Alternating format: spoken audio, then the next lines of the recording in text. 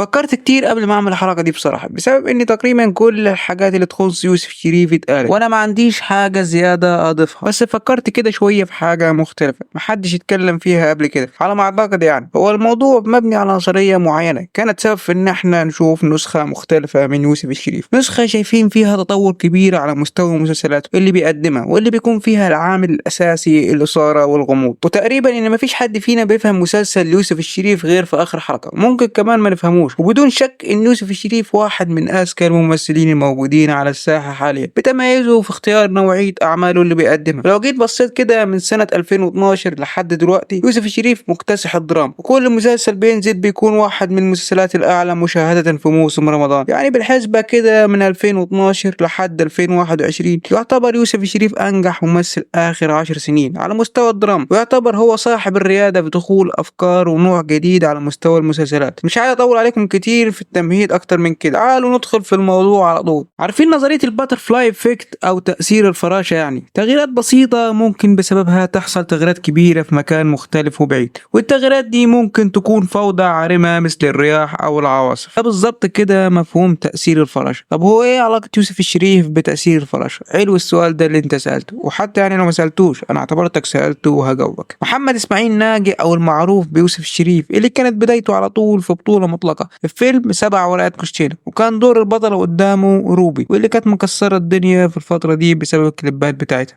وانسى طبعا ان انا اعرض حاجه منهم، ده قناه محترمه يا بيه. المهم يعني تعالوا نقف شويه عند القرار اللي خده يوسف الشريف، واللي كان يعتبر القرار ده غير حاجات كتير بعد كده. يوسف الشريف في بدايته كان بيعتمد على شكله اكتر، شكله الحلو كان العامل الرئيسي ان هو ياخد كل الفرص الكبيره دي. فيلم بطوله في اول ظهور ليه، بغض النظر ان الفيلم هبط، بس بعد كده تتحول كل امكانياته اللي كانت معتمده على وسامته بتتغير ل 180 درجه. وبمناسبه ال 180 درجه، لسه في ناس مش عارفه الفرق بين ال 360 وال 180 درجه، وان اي تغيير بيحصل بيقولوا 360 مش 180. كده حرفيا مفيش اي تغيير حصل، موجودين في نفس نقطه البدايه. يبقى الصح لما يبقى في تغيير نقول 180 درجه وليس 360 درجه، لان 360 درجه يبقى العوده لنقطه الصفر. انا اسف جدا على كل الهري ده. تعالوا نرجع تاني في صلب الموضوع اللي جاي اكلمكم عنه في الحلقه دي. يوسف الشريف في 2007 بتجيله فرصه مهمه جدا ان هو يشتغل مع يوسف شاهين وخالد يوسف في فيلم هي فوضى. هنا بقى مربط الفرس. من بعد عرض الفيلم ده يوسف الشريف بياخد قرار جريء جدا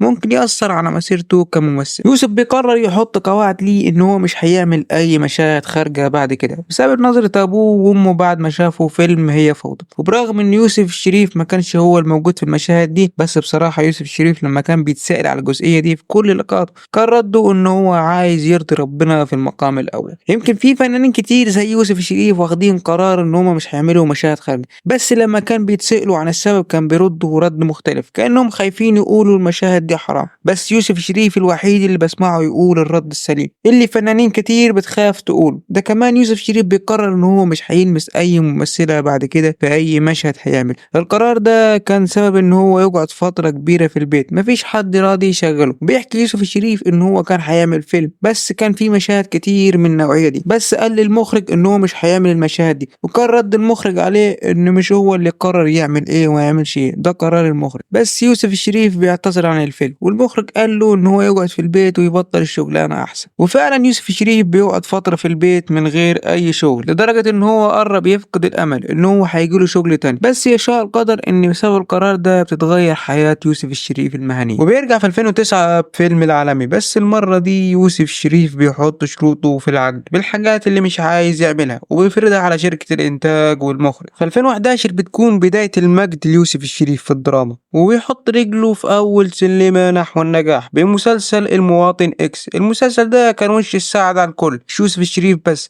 ده أمير كرارة وعمرو يوسف اللي كانوا معاه في المسلسل. يمكن اللي كان أقلهم حظا كان محمود عبد المغني. وفي 2012 كانت بداية شابو يوسف الشريف اللي بيقدم واحد من أفضل المسلسلات في موسم رمضان، مسلسل رقم مجهول. ومين ينسى رنة الموبايل المميزة واللي أغلبنا أكيد عملها رنة موبايل. يوسف الشريف من بعد المسلسل ده بيعمل نقلة كبيرة في الدراما. مفيش شك لو حطيت قائمة بأفضل مسلسلات آخر 10 سنين يوسف الشريف هيدخل ب5 أو 6 مسلسلات. يوسف الشريف مش بس ممثل، ده أغلبية أعماله دايما بتبقى من أفكاره، هو يعني راجل كرياتيف كده بمعنى الكلمة. وكمان مش عايزين ننسى إن الراجل الراجل ده يعتبر اول واحد يعمل مسلسل خيال علمي في مصر، مسلسل النهاية، بغض النظر عن المشاكل اللي كانت في المسلسل، بس يحسب ان الراجل دايما بياخد دايما الريسك وبيغامر ومش بيلعب على النجاح المضمون بقصص اتهرست كتير، دايما بيكون صاحب الافكار الجديدة والكرياتيف. طب تعالوا تخيلوا معايا كده ان يوسف الشريف ما خدش قرار التغيير ده، ممكن ما كناش شفنا المسلسلات دي. زي ما قلت لكم في اول حلقة، تغيير بسيط ممكن يغير حاجات كتير قدام. مش عايز انسى اقول لكم ان مسلسل صياد ده يعتبر وصل لمرحلة الكمال الفني، طبعا الكمال لله وحده، بس ده يعتبر كل الجوانب بتاعته من قصة لسيناريو لسرد لتمثيل لموسيقى كلهم ياخدوا 10 من 10. ولو هحط قائمة لأفضل مسلسلات يوسف الشريف، المسلسل ده هيكون في أول القائمة. يوسف الشريف أقدر أقول لكم إن هو حرفيا بيلعب في منطقة لوحده، منطقة منفرد فيها ومتميز، محدش يقدر يجاريه ولا يوصل له، ودايما كده أفكاره أوت أوف ذا بوكس. وأنت إيه رأيك في الكلام ده؟ تتفق معايا ولا ليك وجهة نظر مختلفة؟ طبعا يهمني إن أنا أعرفها. طبعا مش عايز أفكرك، لو الحلقة عجبتك اعمل لايك، ولو عايز تشوفني تاني اعمل سبسكرايب، ويلا أشوفكم في حلقة جديدة.